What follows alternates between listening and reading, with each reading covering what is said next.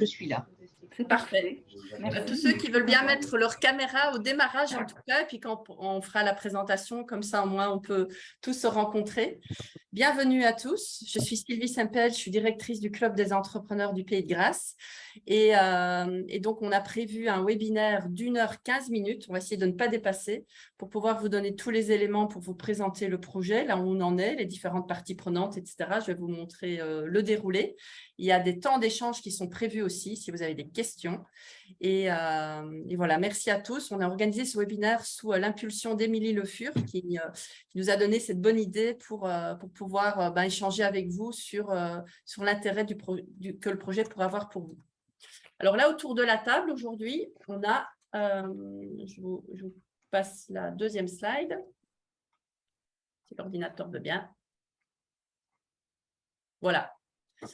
Donc, il y a plusieurs acteurs autour de la table qui nous rejoignent.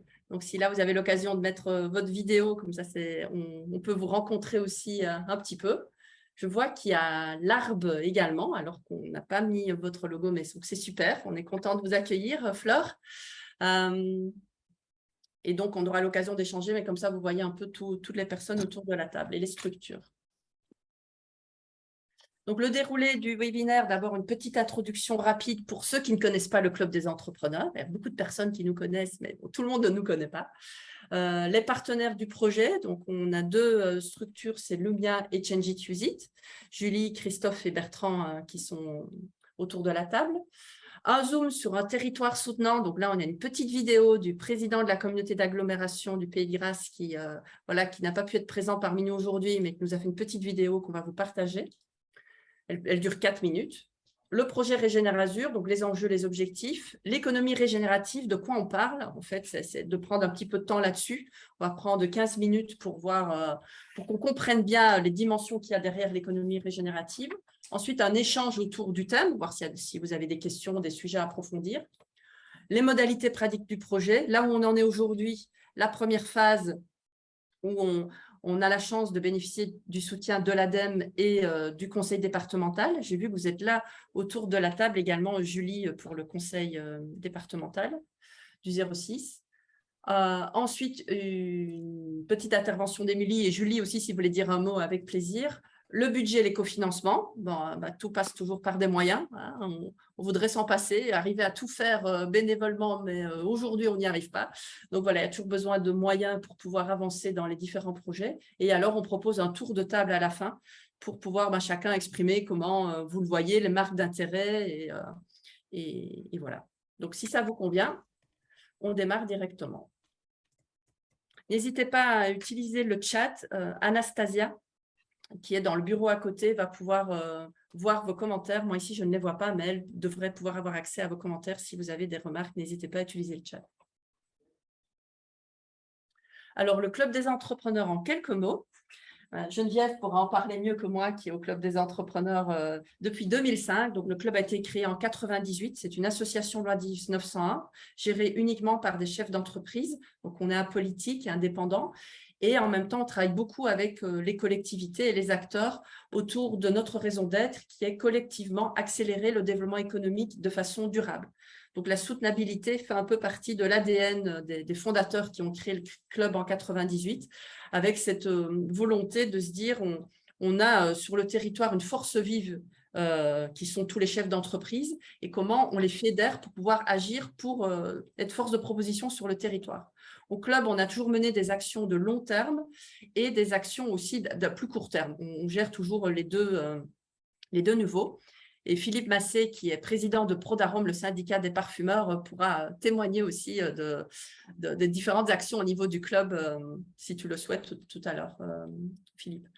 Donc, on a 3 axes: agir pour le territoire et son économie durable, œuvrer pour l'entreprise, sa démarche RSE et ses salariés, et rassembler et accompagner les entrepreneurs. Sur la gauche, là, on vous a mis quelques ateliers en cours, notamment avec la région. Laurence Gobert, je n'ai pas vu si vous vous êtes déjà connecté, mais qui est notre référent au niveau de la région sur ce projet, EIT, qu'on appelait projet ressources, entre ressources et forces collectives, qui a démarré. Et là, nous avons 2 mi-temps qui travaillent là-dessus, Emma Favreau et Anastasia, que je vais vous présenter directement.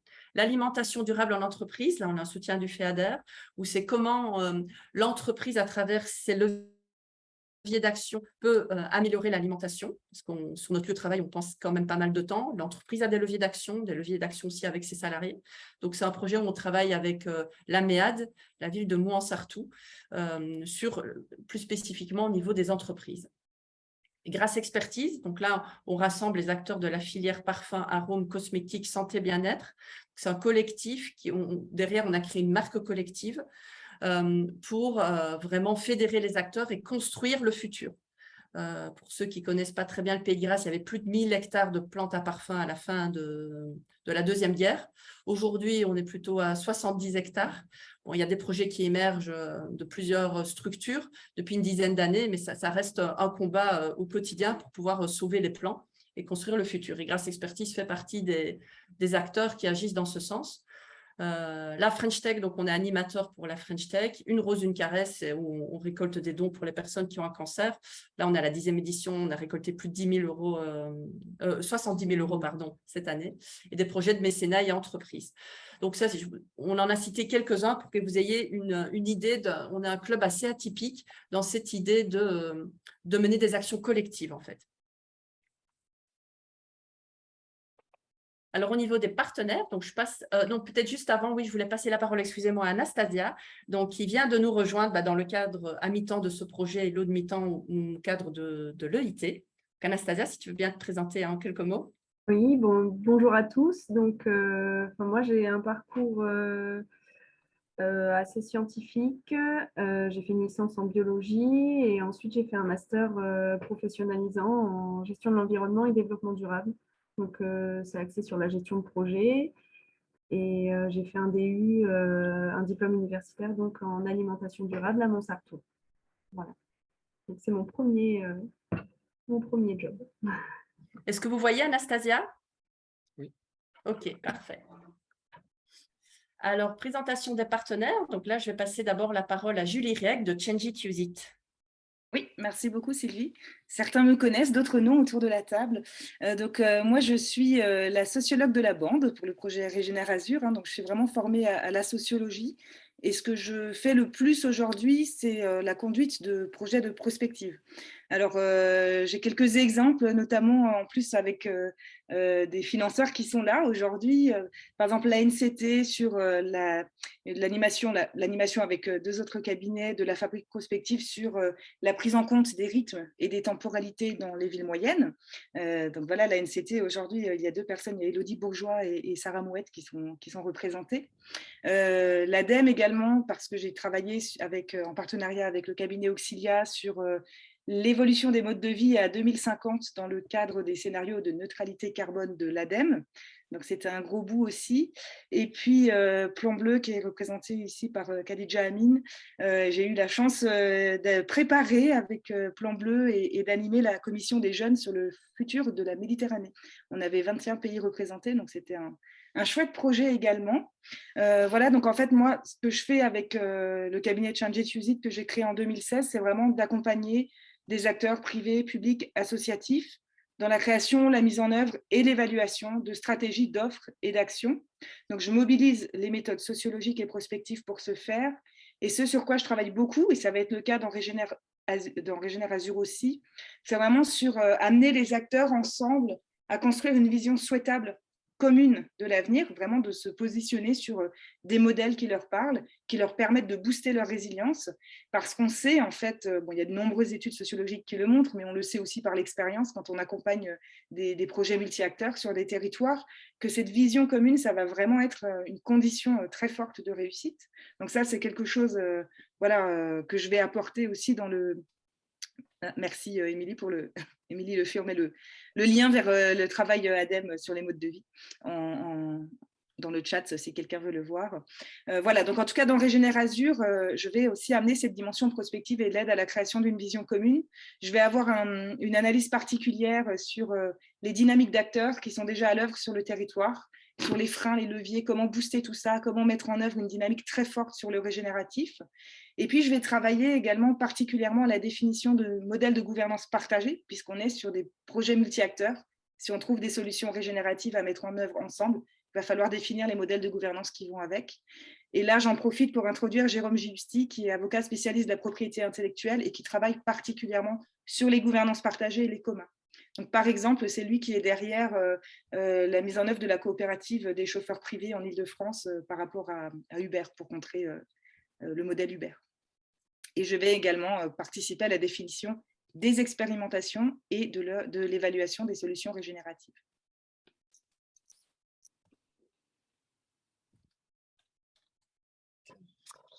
Bonjour à toutes et à tous, je me présente Christophe, je suis directeur général de Lumia. Lumia est un centre expert entièrement consacré à la transformation des organisations et des territoires vers l'économie régénérative.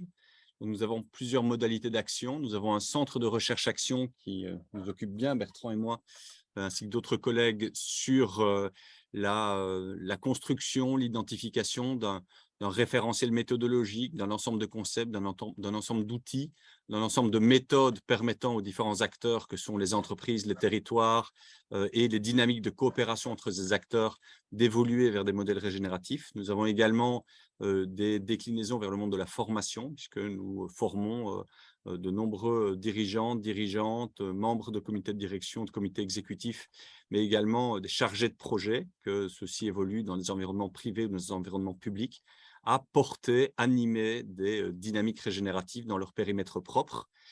Nous sommes basés à Mouansartou, dans le territoire. Alors, on intervient principalement soit auprès d'entreprises qui souhaitent revisiter leurs modèles économiques organisationnels, leurs modèles économiques et leurs modes d'organisation pour passer d'une logique de réduction d'impact négatif à une logique de génération d'impact positif sur les écosystèmes et la société. On touche là au fondement de l'économie régénérative que Bertrand vous présentera dans un moment.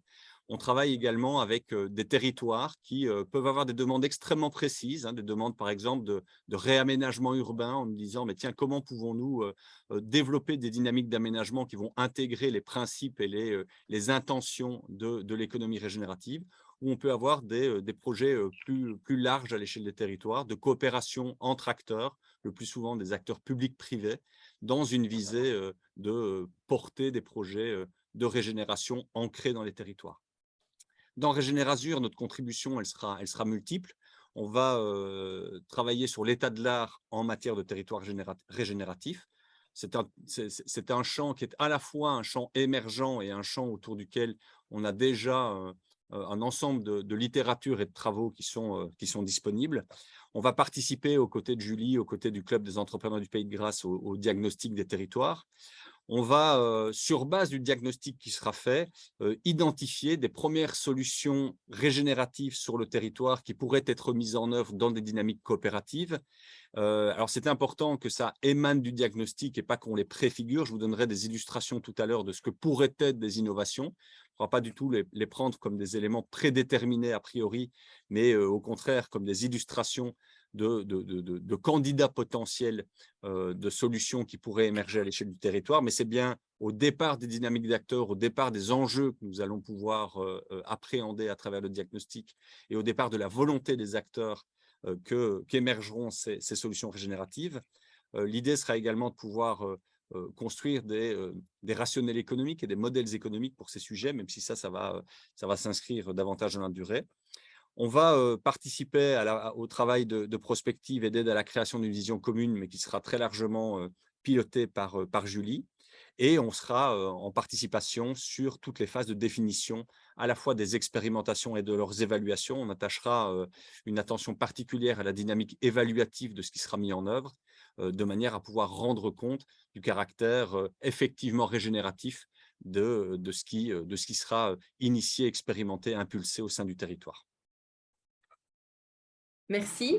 C'est là qu'on a un petit souci technique, donc je vais arrêter le partage et c'est Anastasia qui va vous partager la prise de parole de Jérôme Villot, président de la communauté d'agglomération du Pays de Grasse et maire de Grasse, et vice-président aussi du conseil départemental.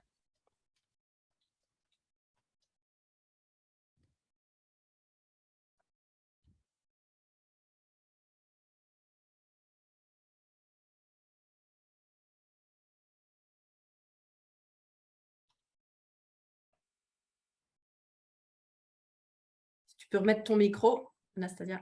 En tant que président de la communauté d'agglomération du Pays de Grasse, en tant que maire de Grasse, en tant que vice-président du département délégué au Green Deal et à la croissance verte, je suis attaché à favoriser l'émergence de projets susceptibles de contribuer au développement du territoire et cela de façon pérenne et de façon durable.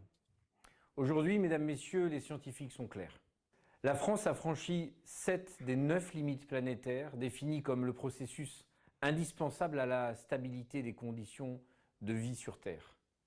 Le changement climatique, l'érosion de la biodiversité, les problématiques liées à l'eau, on le voit, les risques d'inondation qui sont plus forts que jamais, il nous faut prendre la situation au sérieux et agir dès à présent pour s'engager dans une démarche de transition, d'innovation sociale et environnementale forte. Je suis convaincu qu'une partie des solutions viendra des territoires, au plus proche de nos concitoyens, au plus près des réalités de terrain. Et s'agissant de la responsabilité collective, la grande alliance entre le public et le privé pour apporter des solutions concrètes à l'échelle locale est pertinente, elle est même évidente. En ce sens, je soutiens de toutes mes forces le projet de recherche Action Régénère Azur, élaboré, porté par l'association du Club des entrepreneurs du Pays de Grasse, en coopération avec l'UMIA, centre de recherche et de formation spécialisé en économie régénérative, et le cabinet d'études sociologiques et prospectives Change It, Use It. Depuis ses origines, il y a plus de 20 ans, le club coopère avec nous, avec notre agglo, avec les collectivités pour contribuer à une économie en lien avec la nature, un développement économique plus soutenable. Nous avons déjà de nombreuses initiatives et les acteurs sur le territoire sont nombreux. Je pense notamment au plan climat, air, énergie que nous menons au sein de notre communauté d'agglomération, avec nos territoires voisins aussi. Je pense au Pays de Lérins, non loin d'ici. Je pense à la communauté d'agglomération de Sophia-Antipolis et les Alpes d'Azur. Nous pouvons collectivement mener des démarches impactantes entre mer et montagne dans ce beau département maralpin. Alors ce projet, il démarre, il se veut inclusif, il se veut ambitieux. Vous êtes un acteur public ou un acteur privé désireux de rejoindre ce projet, soyez les bienvenus. Venez avec nous, avec ce cofinancement aux côtés de l'ADEME, de la communauté d'agglomération du Pays de Grasse, du département des Alpes-Maritimes, que je veux saluer et remercier pour son engagement sur la croissance verte et le Green Deal. Je ne peux que vous inciter à venir nombreux, très nombreux, rejoindre le groupe projet dès à présent pour qu'ensemble nous puissions faire changer les choses, être un territoire d'excellence en économie régénérative et s'aimer sur d'autres territoires voisins, les réussites que nous aurons pu modéliser, être copiés quelque part par les autres. Voilà 2 défis que je serai heureux de relever aux côtés des porteurs du projet. Coopérons pour un développement économique résilient. Agissons pour que nos activités régénèrent le vivant, pour nous, pour les générations qui nous prolongent aussi. Je souhaite un engagement de tous et toutes autour de cette grande table.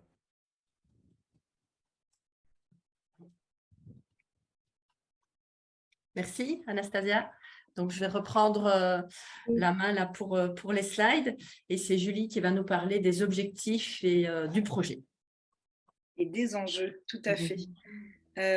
Donc, effectivement, au-delà de modéliser des réussites, selon la formule de Jérôme Villot, il y a d'autres enjeux qu'on va poursuivre à travers ce projet, qui sont vraiment des enjeux de taille. Il y a un premier enjeu qu'on a commencé déjà à introduire dans nos différentes interventions, c'est celui de nouvelles alliances et coopérations stratégiques. Donc, l'idée, c'est vraiment de travailler en fait sur ces nouvelles coopérations. Ça veut dire que des acteurs peuvent se mettre à travailler avec d'autres acteurs avec qui ils n'ont pas forcément l'habitude d'avoir des projets en commun.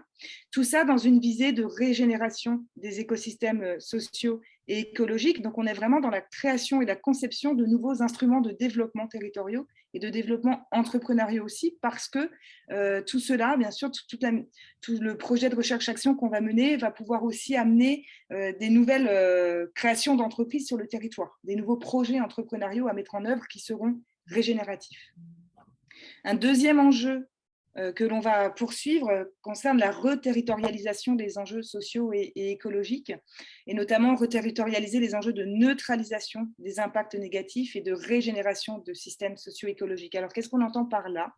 Il y a quand même une dynamique aussi financière qui peut y avoir derrière.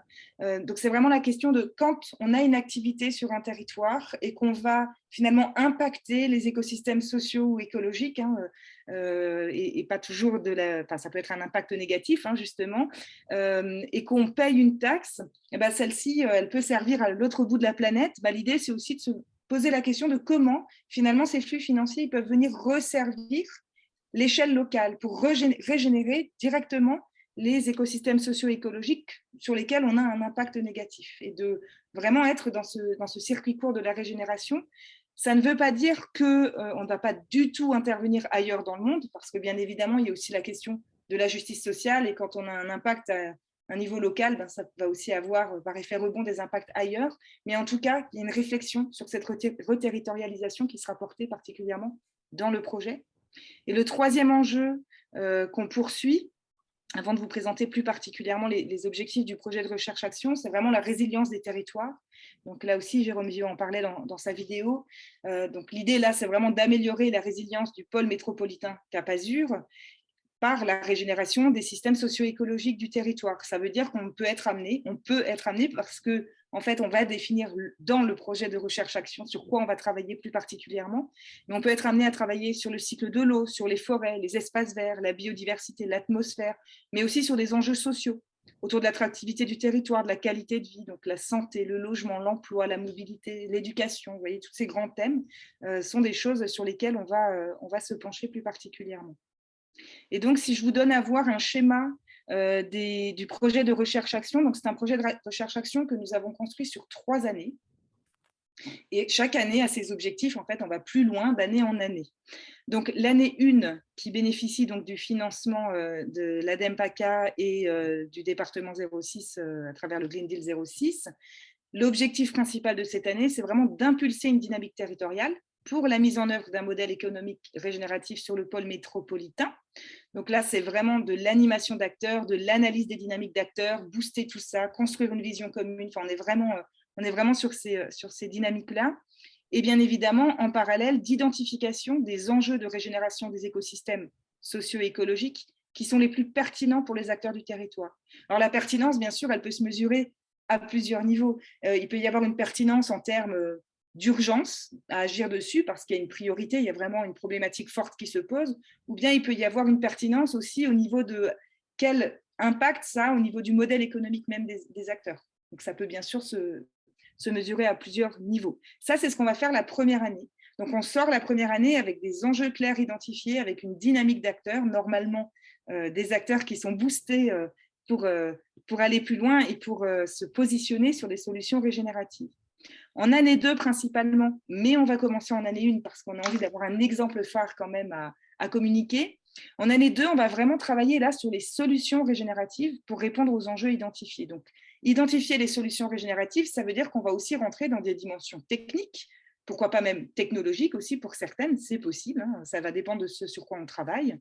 Et donc, on rentre vraiment dans du détail de qu'est-ce qu'on pourrait faire, qu'est-ce qu'on pourrait mettre en œuvre, et surtout, on va travailler à côté à produire les fameux modèles économiques territoriaux qui vont bien et les modèles de gouvernance partagée qui vont bien pour ces solutions régénératives.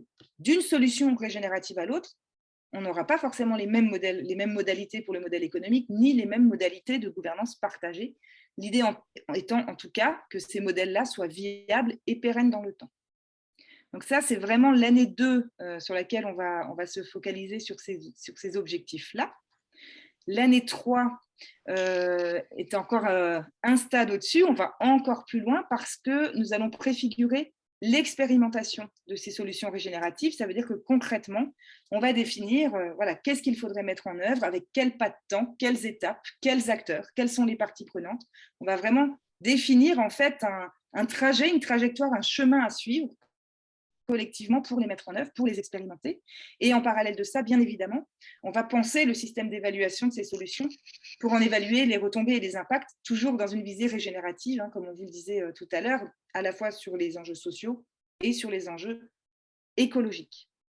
Et en filigrane, mon objectif vraiment tout au long des 3 années, on a vraiment un objectif d'essaimage. C'est-à-dire que l'idée, c'est vraiment de pouvoir favoriser l'essaimage des méthodologies qu'on va mettre en œuvre, qu'on va inventer en fait. C'est un projet de recherche-action, donc on va inventer les méthodes, et des enseignements qui vont se dégager de ce projet de recherche, et de pouvoir favoriser l'essaimage dans d'autres territoires, ce qui veut dire concrètement que les livrables que nous allons produire, nous allons les mettre sous licence pour permettre leur réutilisation. Donc dans ce cadre-là, ils s'inscrivent dans la logique de commun. On va les mettre en commun. Alors, il peut y avoir des modalités différentes, des licences différentes selon les livrables, mais en tout cas, on sera toujours dans ces modalités-là. C'est vraiment l'enjeu. Et d'ailleurs, c'est la porte d'entrée que nous avons utilisée pour l'ADEME, puisque nous avons répondu l'année dernière à l'appel à commun de l'ADEME, en fait, avec ce projet. Et c'est comme ça que, de fil en aiguille, on a obtenu le financement de l'ADEME PACA pour l'année 1. Alors, je vous propose maintenant d'entendre Bertrand pour enfin savoir de quoi on vous parle. Bonsoir. Bonsoir, donc effectivement, je vais vous parler de cette économie régénérative et notamment de données scientifiques. On s'appuie vraiment énormément en fait, sur des données scientifiques pour parler d'économie régénérative. Alors, voilà. Donc, les scientifiques, justement, ont regardé les paléotempératures pendant une certaine période, une période relativement longue, en fait, à l'échelle de la planète, puisque vous voyez, en fait, que ça s'étale sur 500 millions d'années. Donc, on a des données relativement précises sur les températures qu'a connues la planète sur un laps de temps assez long. Et comme vous le voyez à l'extrême droite de la courbe, ce qui est en bleu avec une barre moyenne rouge, c'est une période où on a eu un certain équilibre de ces températures, des températures qui sont restées assez relativement stables. Alors bien sûr, en fait, vous voyez qu'il y a des variations, mais c'est resté relativement stable. Et on va regarder en fait pourquoi. Vous voyez aussi en fait que si on regarde dans le temps, inversement, à l'autre bout de la courbe, il y a plus de 500 millions d'années, la planète a connu des températures extrêmement fortes, extrêmement élevées par rapport à aujourd'hui, plus 14 degrés. Et puis d'autres moments où, voilà, peut-être il y a 300 millions d'années, mais aussi il y a 20 millions d'années, des températures beaucoup plus basses, moins 4 degrés, c'était les dernières, il y a 20 000 ans, pardon, c'était la dernière glaciation.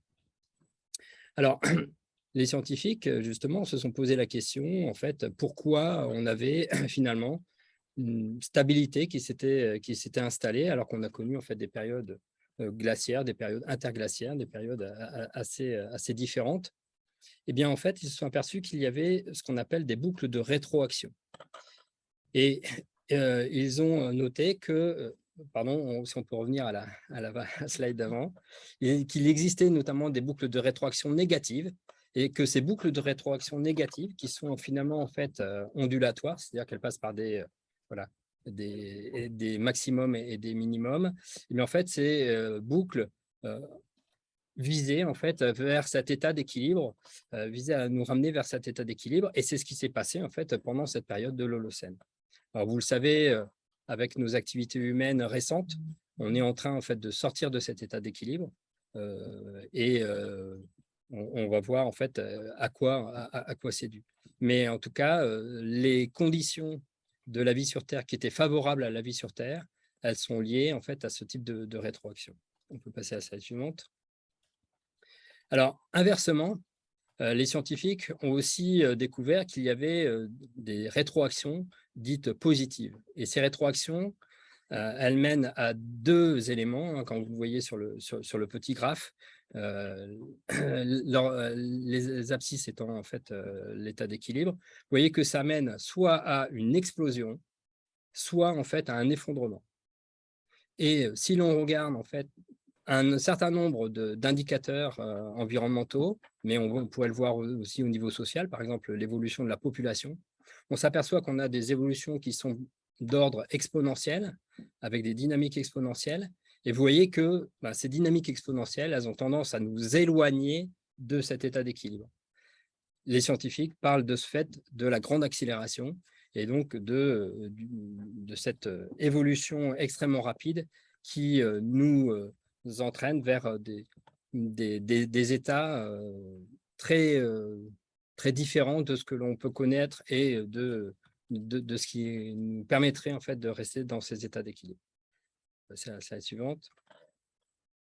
Alors, ils ont regardé également, hein, par rapport à ces paléotempératures, ils ont regardé en fait les processus biologiques, physico-chimiques qui permettaient en fait de rester en fait dans cet état-là, dans cet état. Et ils se sont aperçus en fait qu'il existait 9 processus. Alors vous connaissez peut-être déjà ça, hein, on parle des 9 limites planétaires, 9 processus qui permettaient d'atteindre ces états d'équilibre.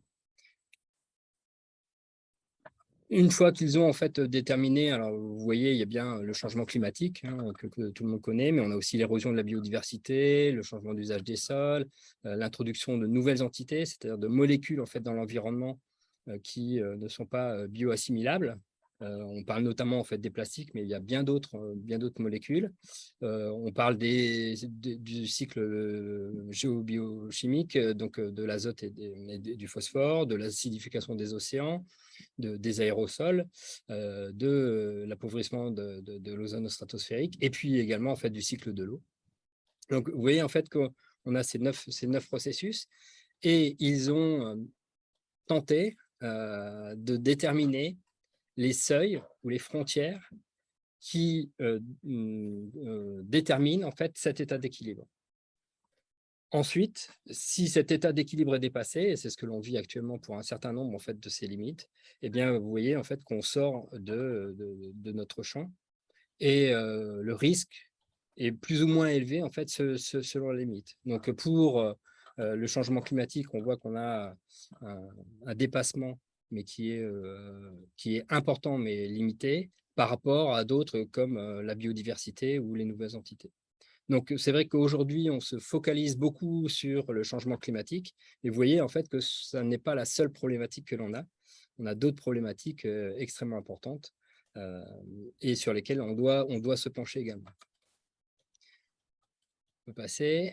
Alors, je ne l'ai pas dit, mais ces limites planétaires, en fait, on a défini en fait, les seuils pour 2 d'entre elles en fait, assez récemment, hein, en 2022, alors que les premiers travaux datent de 2009. Donc, vous voyez, en fait, c'est des choses qui sont encore en cours de discussion, et notamment pour l'eau et pour l'eau verte, où tout n'est pas encore complètement établi.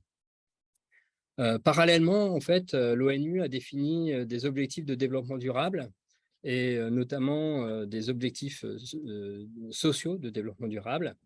Et dans ces objectifs sociaux, on a des objectifs qui concernent plutôt les besoins humains, par exemple l'eau, la nourriture, voilà, la santé. On a aussi des objectifs qui vont concerner l'émancipation, l'éducation, la possibilité d'avoir une voix, mais aussi en fait des objectifs qui vont concerner plutôt en fait l'équité, l'égalité. Et donc, par rapport à ces objectifs, vous voyez qu'une part importante en fait, de ces objectifs n'est pas atteinte cette fois-ci pour une part importante de la population. Et donc, finalement, on a encore en fait, des progrès à faire pour que chaque personne, chaque humain sur cette planète puisse bénéficier de ces besoins minimums pour une vie digne. Et c'est également en fait, à prendre en considération. Alors, si on va un petit peu plus loin, l'économiste anglaise Kate Raworth, elle a défini ce que devait être l'espace juste et sûr pour l'humanité. Cet espace juste et sûr, c'est l'espace qui permet à chaque individu de disposer en fait des minima dont on vient de parler, des besoins minimums sociaux, et qu'on appelle en fait le plancher social. Et puis de ne pas dépasser en fait les limites planétaires, et donc de se situer sous le plafond écologique. Et donc cet espace juste et sûr, c'est celui dans lequel en fait on devrait s'inscrire pour justement en fait vivre correctement et pouvoir poursuivre en fait notre développement. On parle bien en fait, c'est un peu anthropocentré, du développement en fait de l'humanité. Alors, comme vous l'avez vu, tout ça est là, on a mis en fait que les éléments en fait environnementaux ou écologiques, que les processus écologiques, mais bien sûr, c'est lié également en fait aux ODD sociaux. Il y a une grande interdépendance en fait entre tous ces sujets, entre tous ces processus et également en fait les activités humaines. Vous voyez que l'effet de serre, c'est principalement lié à la combustion d'énergie fossile, ça vous le savez, mais les pollutions de l'eau, de l'air, dans les sols, c'est la même chose, c'est principalement lié à nos activités. Et comme vous le voyez aussi, donc, on a une forte, finalement, interdépendance avec la biodiversité. Vous voyez qu'il y a beaucoup de flèches en fait, qui vont vers la biodiversité. Alors, pour retrouver en fait cet espace sûr et juste, eh bien, nous devons avoir en fait des réflexions qui sont systémiques. C'est-à-dire qu'on doit prendre en considération l'ensemble en fait de ces sujets et pas simplement ne traiter qu'un seul des sujets, comme on aurait tendance à le faire un petit peu trop aujourd'hui avec le changement climatique. Tous les sujets sont adressés. Et on va le voir aussi, comme je viens de le dire, la biodiversité joue son rôle à plein, puisqu'elle est en relation en fait, avec les autres limites. On peut passer à la slide suivante, merci.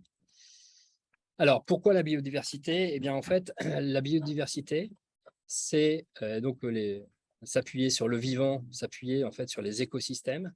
C'est un moyen très efficace en fait de revenir vers cet espace sûr et juste. Pourquoi? Parce qu'en fait, contrairement aux actions que l'on pourrait mener d'un point de vue technique ou technologique, en fait, on n'a pas de consommation en fait d'énergie, de ressources qui ne soient pas bioassimilables, et on n'a pas en fait de production de déchets, de pollution par la biodiversité. Donc en fait, la biodiversité, elle sait gérer globalement, et c'est ce qu'on a vu en fait sur l'échelle de temps, hein, puisque nos activités humaines polluantes, etc., sont relativement récentes. Mais la biodiversité, en tout cas les écosystèmes, savent gérer toutes ces problématiques et nous permettre de retourner dans cet espace sûr et juste. Alors, tout ça pour vous expliquer que finalement, la régénération, c'est quoi? C'est de permettre aux écosystèmes et aux communautés humaines d'exprimer leur plein potentiel. Alors, je vais rentrer un petit peu dans le détail de cette courbe. Vous voyez qu'aujourd'hui, on a tendance à réduire nos impacts parce qu'en fait, on a des impacts sur le changement climatique, donc on va émettre des émissions de gaz à effet de serre, mais on a des impacts sur la biodiversité, on a des impacts sur l'eau parce qu'on consomme de l'eau, etc., ou on pollue de l'eau. Et donc, on a tendance à réduire ces impacts. Moi, j'étais consultant avant d'arriver chez Lumia pendant plus de 20 ans et c'était l'essentiel de mon travail. Et puis ça, en fait, réduire ces impacts, on va jusqu'à ce qu'on appelle un seuil incompressible, c'est-à-dire en fait une limite, un plafond de verre, si vous voulez, qui nous empêcherait en fait de réduire plus ces impacts. Et là, ce qui est couramment réalisé, c'est de se dire, OK, en fait, je ne peux pas aller plus loin, donc je vais essayer de compenser, de faire de la compensation écologique. Alors, vous connaissez bien, en fait, je pense, la compensation pour lutter contre le changement climatique, par exemple avec la plantation d'arbres, etc. Mais on peut aussi avoir de la compensation écologique quand on a des infrastructures, etc., etc. Donc, il y a différentes solutions possibles en fonction en fait, des limites. Mais vous voyez que quand je fais cette compensation, et je peux arriver à ce qu'on appelle la neutralité, ce qui est l'objectif de beaucoup d'entreprises aujourd'hui, finalement, en fait, je ne résous pas le problème. Pourquoi? Parce que quand j'ai le seuil qui est dépassé, eh bien, en fait, quand je réduis mes impacts, je continue à augmenter en fait, ces impacts. Et quand je viens compenser, en fait, je me mets juste en fait, à la neutralité, c'est-à-dire qu'en fait, je ne produis plus d'impact négatif. Mais de ce fait, je reste au seuil qui est élevé et et la limite est largement dépassée. Donc finalement, je ne reviens pas vers cet espace sûr et juste. Donc tout l'objectif, en fait, c'est d'aller vers des impacts socio-écologiques positifs nets, et c'est ça la régénération. en nous appuyant principalement sur cette biodiversité. Donc, ça ne veut pas dire, là encore, qu'on ne doit pas réduire nos impacts, hein, ça ne veut pas dire que de toutes les actions qui vont permettre de le faire, on ne doit pas les mener, mais on doit aller plus loin, c'est-à-dire avoir des actions avec des impacts positifs pour revenir vers cet espace sûr et juste. C'est le seul moyen. J'ai oublié de vous dire aussi que dans la compensation écologique, l'une des problématiques qui a été donnée par Julie tout à l'heure, c'est que dans de nombreux cas, on fait de la compensation en fait, à l'autre bout de la planète. Or, en fait, il faut essayer de territorialiser les choses. Et donc, ça, c'est ce qu'on essaie de faire avec la régénération. Autre élément aussi extrêmement important, c'est qu'au-delà de cette territorialisation, on essaie d'avoir en fait de la réciprocité. Mais je ne peux pas avoir de réciprocité avec des organismes vivants qui sont à l'autre bout de la planète ou des écosystèmes qui sont à l'autre bout de la planète. Donc, je vais engager l'entreprise ou les territoires vers ces dynamiques. Alors, juste pour vous dire, et pour terminer là-dessus, on travaille avec plusieurs territoires, comme l'a dit tout à l'heure Christophe. On travaille sur des éléments de prospective. Quel serait en fait l'impact d'actions régénératives à horizon 2050 pour un territoire, par exemple. On travaille aussi effectivement sur des projets urbains. Donc, dernièrement, j'ai pu montrer à une collectivité comment, en fait, sur une place, sur le réaménagement d'une place, on aurait pu, en fait, aller beaucoup plus loin et aller vers des actions régénératives, donc avoir des impacts positifs. On va le faire sur un écoquartier et puis on va le faire aussi sur un autre aménagement. Donc, aujourd'hui, on a des collectivités qui ont compris en fait qu'on pouvait aller beaucoup plus loin que ce que l'on fait actuellement, c'est-à-dire ne pas se limiter simplement à réduire les effets négatifs, mais aller vers ces effets positifs. Bien sûr, ça nécessite, comme l'a dit Julie, de nouvelles coopérations, des coopérations notamment publiques-privées qu'on n'avait pas forcément avant, des coopérations aussi avec les citoyens, avec les associations, avec la société civile. Donc, un champ en fait qui existe déjà hein, dans certains cas, mais qu'il va falloir développer pour que tout le monde en fait puisse s'intégrer dans ce type de dynamique. Voilà.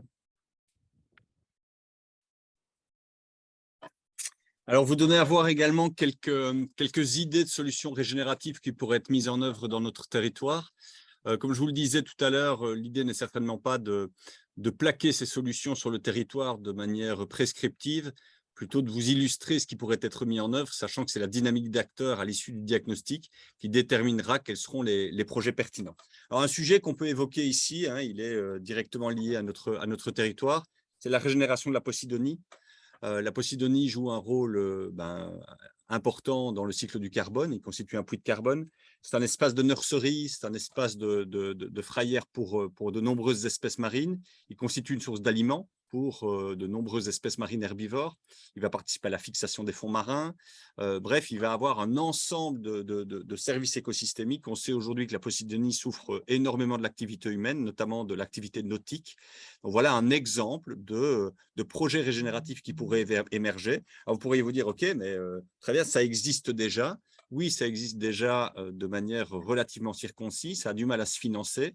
L'idée, c'est de pouvoir identifier des modèles économiques et des boucles de coopération avec les entreprises permettant, par exemple, d'orienter des fonds qui aujourd'hui sont fléchés plutôt vers des projets de compensation internationale, vers des projets de régénération territoriale. Donc là, ce serait un projet qui pourrait émerger à l'échelle du territoire pour proposer aux acteurs locaux des solutions de régénération qui, eux, vont rentrer dans leurs actions de compensation, mais qui seraient territorialisées et dont ils pourraient de manière indirecte bénéficier. Un autre exemple, c'est le traitement des eaux par voie biologique. Alors là, on rentre dans l'industrie, on rentre dans le secteur économique. Aujourd'hui, la plupart des eaux usées sont traitées via des processus physico-chimiques. On sait que ces processus sont intensifs en énergie, sont intensifs en produits chimiques et donc ils sont souvent générateurs de nouvelles entités. Une des limites dont Bertrand vous a parlé et qui est largement dépassée. Il est possible de traiter les eaux par voie biologique, ce qui présuppose de faire un re-engineering de process et de n'envoyer dans ces eaux usées que ce qui peut être bioassimilable. Donc voilà un autre exemple d'infrastructure verte, d'infrastructure régénérative sur le cycle de l'eau. On peut imaginer développer des programmes de végétalisation urbaine, de végétalisation d'infrastructures, afin de bénéficier des nombreux services écosystémiques rendus par ces infrastructures et ces programmes de végétalisation. On sait aujourd'hui que la végétalisation en ville est un enjeu extrêmement critique de la régulation de la température qui va être particulièrement criant dans un contexte de réchauffement climatique. On sait que la végétalisation constitue des îlots de biodiversité permettant de remailler le territoire dans une perspective de favoriser la biodiversité. Ça permet de tamponner les eaux de pluie, etc., etc., etc. Donc, il y a de nombreux bénéfices à ces travaux. Un dernier exemple que je peux vous donner, je m'arrêterai là, hein, l'idée que vous compreniez la logique, c'est des initiatives d'agriculture régénérative via des programmes de régénération des sols. Aujourd'hui, on a de nombreux acteurs du territoire qui produisent du déchet organique.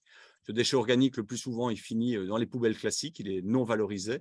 Or, on pourrait tout à fait imaginer de le valoriser via des boucles circulaires, de manière à ce qu'il réintègre les quelques exploitations agricoles, on en a peu, mais il y en a quand même, les quelques exploitations agricoles ou des zones qui sont terriblement appauvries en termes de sol, via des logiques régénératives et qui pourraient constituer une première mise en mouvement vers l'adoption de pratiques d'agriculture sur sol vivant et au-delà de pratiques d'agriculture régénérative.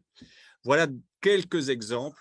Je vous dis, il y a beaucoup d'autres options qui s'ouvriront à nous et qui émergeront en fonction de la réalité de ce que nous rencontrerons dans cette phase cruciale qui est la phase de diagnostic. C'est peut-être juste l'occasion de dire, juste un petit mot, Sylvie, qu'on a aussi choisi le pôle métropolitain Cap-Azur pour cette raison. C'est parce que ça va de la mer à la montagne. Donc, on peut vraiment travailler sur le cycle de l'eau, on peut travailler sur la forêt. Enfin, en fait, ça ouvre, comme le disait Bertrand, la nature, la biodiversité, ça va être une clé d'entrée majeure pour la régénération. Et du coup, la diversité de ce paysage va nous permettre aussi d'identifier une diversité de solutions. Et c'est vrai que ce point relatif à la topographie du territoire est important. Il existe aujourd'hui des travaux qu'on appelle des travaux d'hydrologie régénérative qui visent à essayer de fixer les eaux de pluie au maximum là où elles tombent. Or, compte tenu de la topographie de notre territoire, on sait qu'on a des phénomènes de ruissellement avec des risques d'inondation sur l'aval. Donc voilà un autre exemple des aménagements keyline, par exemple, sont des aménagements régénératifs qui visent à séquestrer un maximum d'eau pluviale là où elle tombe, de manière à limiter les écoulements et les risques d'inondation en bas. Donc tout ça, on l'a bien en tête. Et effectivement, comme Julie vient de le mentionner, ce territoire, il est particulièrement intéressant, particulièrement riche pour expérimenter des initiatives régénératives, puisqu'on a un nombre extrêmement diversifié d'écosystèmes présents et une part de biodiversité en France très surreprésentée ici dans notre département. Alors, on vous avait préparé un petit quiz. Alors, on vous propose de le faire assez rapidement, comme on a 3-4 minutes de retard. Là, vous avez le questionnaire qui apparaît à l'écran. Donc, si vous voulez bien cocher la réponse qui vous paraît la plus juste.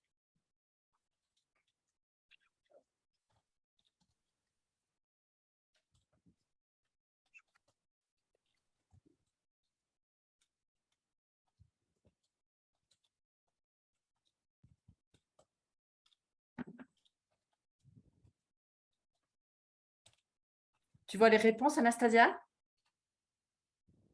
Tout le monde a répondu? Oui, je vois tout et je peux même afficher les résultats.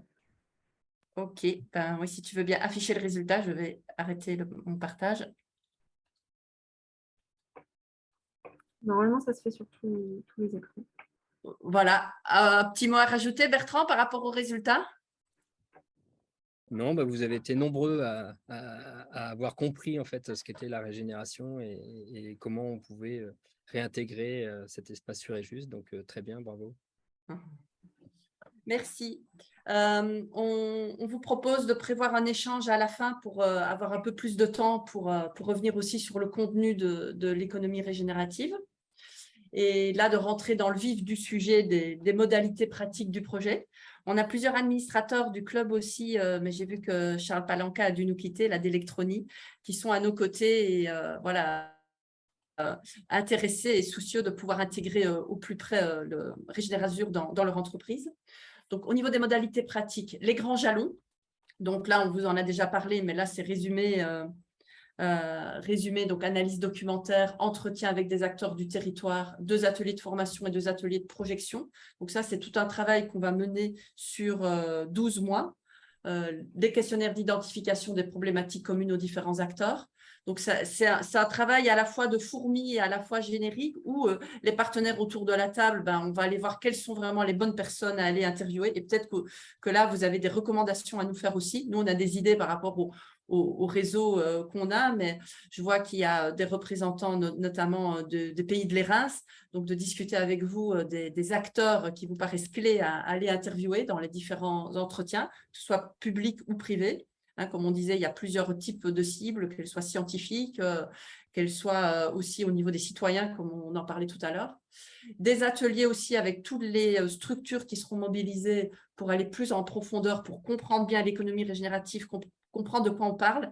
Alors, on est toujours obligé d'aller un petit peu dans le complexe et dans le systémique, hein, parce que comme on l'a vu, les enjeux sont systémiques, les problématiques aussi. Mais bon, si les solutions étaient simples, le monde n'en serait pas là aujourd'hui. Donc, il faut bien qu'on se retrousse les manches collectivement. Et donc là, c'est d'avoir des formats d'animation, tant par tout l'apport que Julie a de mener des projets collectifs comme ça en prospective, et en même temps au club des entrepreneurs où on a dans notre ADN de travailler autour de l'intelligence collective. On a commencé un Gantt, là, avec les... Oui, vas-y. Je te coupe juste une seconde, je pense qu'il faut que tu repartages ton support. Ah, vous ne l'avez pas?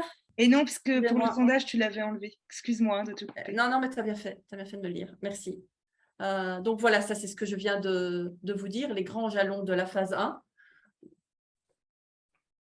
Là, le Gantt, donc on ne va pas rentrer en détail, mais comme ça, vous avez un peu une vue d'ensemble donc, de ce qu'on va mettre en œuvre là, aux côtés de l'ADEME, du conseil départemental et de la communauté d'agglo du Pays de Grasse.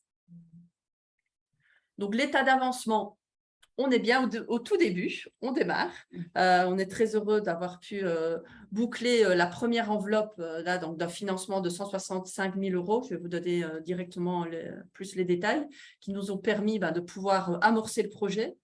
Et donc, la phase 1 et 2 et la phase 3 d'innovation et de préfiguration d'expérimentation. Donc là, on a la recherche de partenaires. C'était une des raisons pour lesquelles on voulait mobiliser un webinaire dès le début.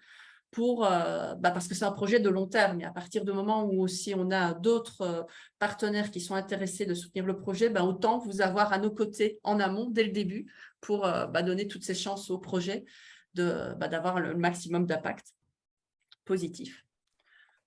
Vous voyez ici également le fonds vivant. Donc, le fonds de dotation Vivre et valoriser notre territoire a été créé par notre ancien président au niveau du club des entrepreneurs, enfin sous son impulsion, avec l'idée de pouvoir trouver des cofinancements également privés pour des projets d'intérêt général à partir du moment où les entreprises peuvent défiscaliser quand c'est des projets qui sont dédiés à l'intérêt général. Et clairement, Régénér Azur rentre dans ce cahier des charges.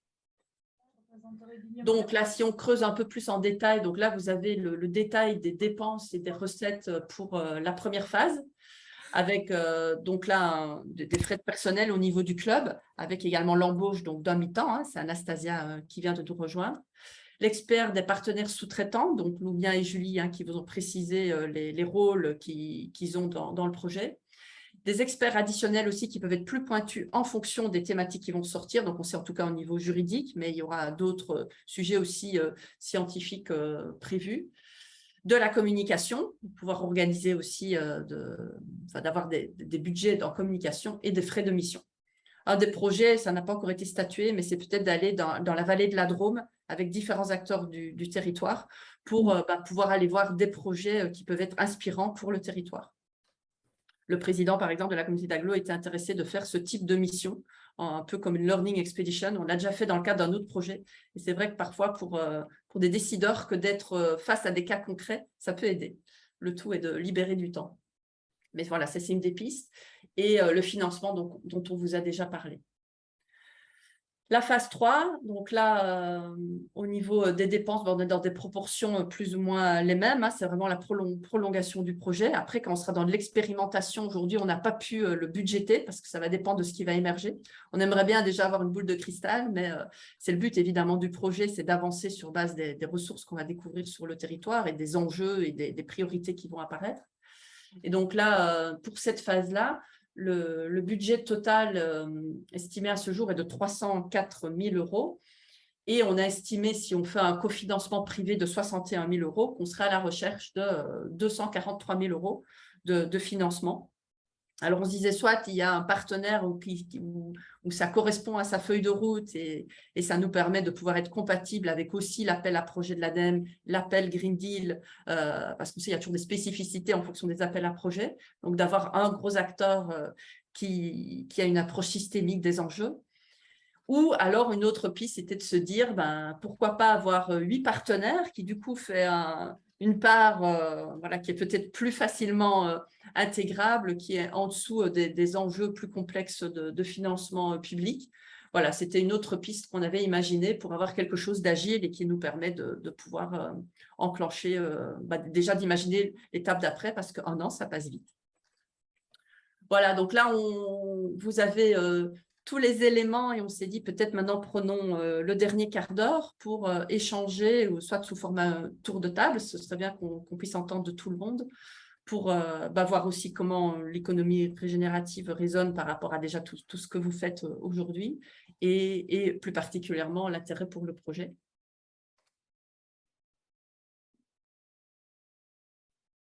Voilà. Alors, est-ce qu'il y a quelqu'un qui… Voilà. Sarah ? Oui, bonjour à tous. Donc c'est très intéressant la démarche qui est en cours. Je voulais demander les liens avec l'économie symbiotique de Isabelle Delannoy, je crois, et les liens avec l'économie de la fonctionnalité et de la coopération. Enfin voilà, qu'est-ce que vous observez comme particularité, comme différence, comme complémentarité voilà, parce que je sais qu'au niveau de l'économie de la fonctionnalité et de la coopération, ils ont aussi des clubs d'entrepreneurs avec le club Noé. Donc voilà, est-ce que vous les connaissez? Enfin, une question assez large. Merci. Tout à fait. Alors, Christophe ou Bertrand? on peut répondre, oui. Alors, on connaît très, très bien le cadre de l'économie de la fonctionnalité et de la coopération, puisque on a tous les deux travaillé pendant près de 15 ans sur le sujet et donc on connaît très, très bien l'ensemble des acteurs de l'écosystème économie de la fonctionnalité et de la coopération. En matière de régénération, il va falloir différencier en fait deux grands types d'organisations. Si on regarde du point de vue des entreprises, il va falloir distinguer les entreprises qui sont en prise directe avec le vivant,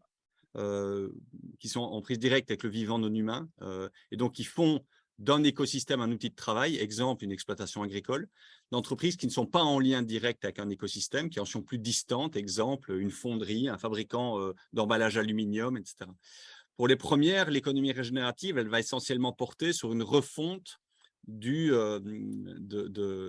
méthodes et des pratiques de production. Et donc, les modèles économiques régénératifs vont d'abord et avant tout questionner les modes de production. Pour les seconds, il est beaucoup plus difficile de se réarticuler au vivant. Or, vous avez compris que l'économie régénérative vise à se réarticuler au vivant. Donc, ça veut dire quoi? Ça veut dire que pour les entreprises qui ne sont pas en prise directe avec le vivant, et elles sont très, très, très nombreuses, il va falloir engager un travail de réduction des impacts à leur seuil incompressible.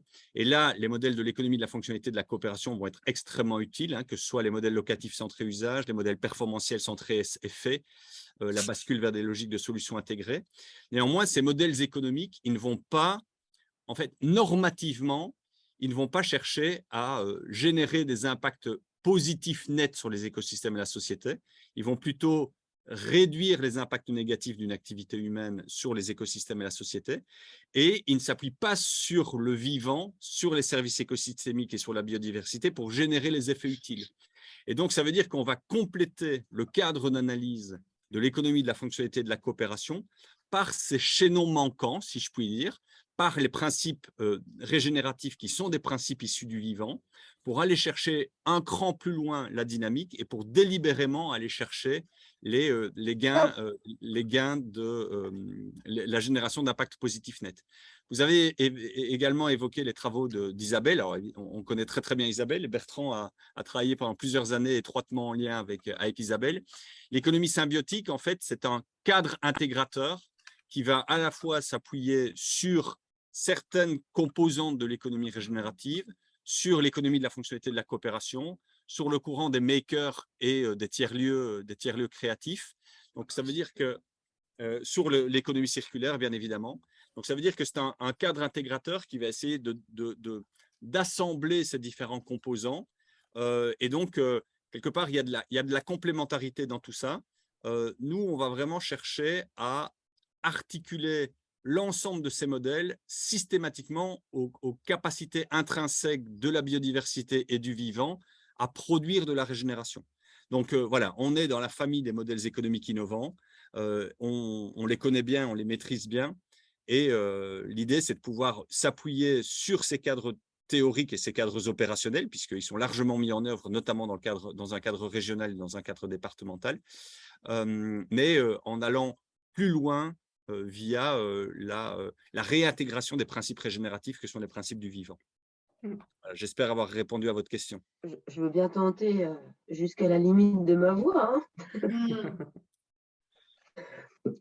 Pour rappeler que pour nous, ça a vraiment été intéressant parce que si on accompagne la transition écologique depuis des années, on se rend bien compte que pour agir sur la transition écologique, le changement climatique, la préservation des ressources, en fait, la technicité, les guides scientifiques, etc., ne suffisent pas.